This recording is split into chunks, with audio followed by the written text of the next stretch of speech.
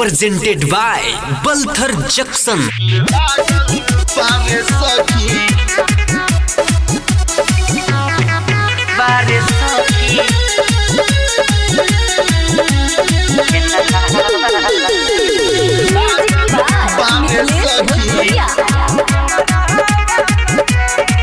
कि दिल लागल बारे सखी एगो वीडियो वाला से, दिल लागल बारे सखी एगो कैमरा वाला से।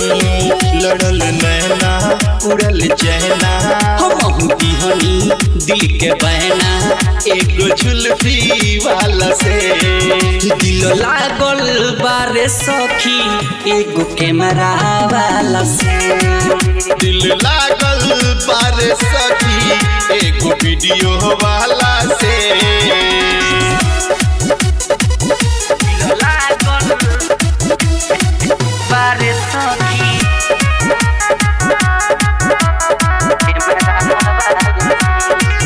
दिल लागल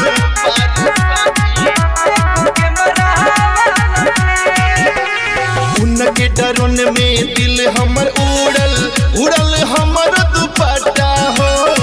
चढ़ल जवानी के दीदार उ कैले धैलस प्यार के नासा हो। ये सखी सुन के डरुन में दिल हमर उड़ल हमर दुपट्टा हो। चढ़ल जवानी के दीदार उ पहिले धैलस प्यार के नासा हो।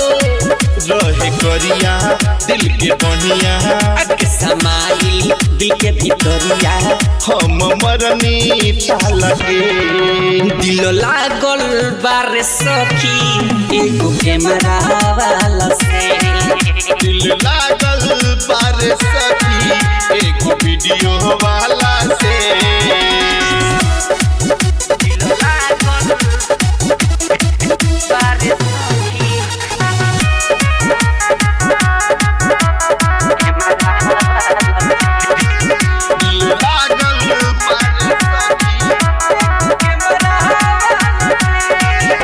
राजकुमारी उ लागत रहले हम राजकुमारी हो।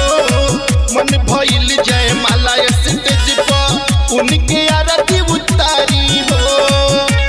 हरे का कहिए सखी राजकुमार उ लागत रहले हम राजकुमारी हो। मन भइल जाए माला स्टेज पर उनके आरती उतारी हो। राही रंजित झुन्ना राजा देखे गईले लव के माजा मारी दिल में भाला से। दिल लागल बारे सखी एगो कैमरा वाला से। दिल लागल बारे सखी एगो वीडियो वाला से। RDS music recording studio Balthar चौक।